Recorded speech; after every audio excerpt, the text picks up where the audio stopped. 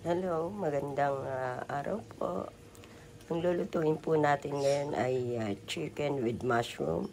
Ito po ating mga ingredients. Bawang, sibuyas, in-slice ko na po siya.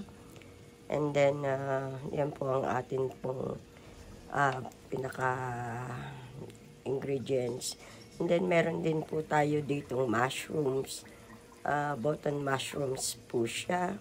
Inugasan ko na po, and then in-slice ko na din po siya. Yan po ang ating isasahog sa ating chicken.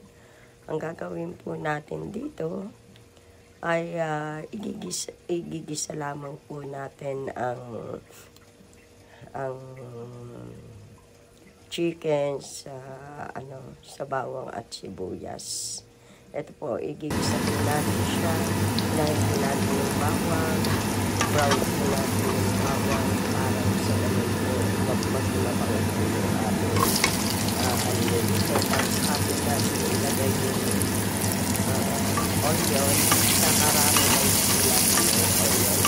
Nagagin po natin siya brown lang po. Bago, kapit ninyo ilalagay yung ating chicken. So, kailangan po dito sa rin yung ilalagay natin yung onion.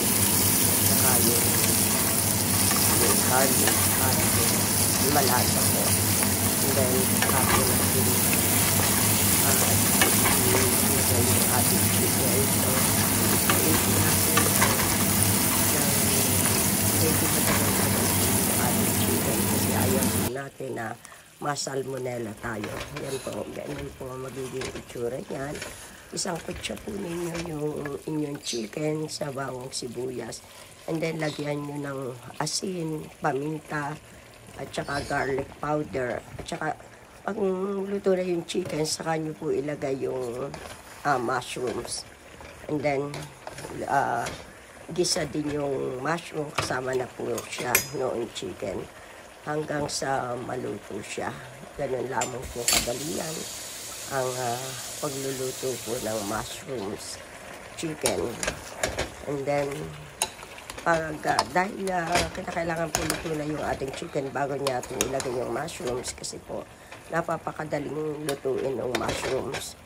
So, halo-haluin lamang po natin. And then,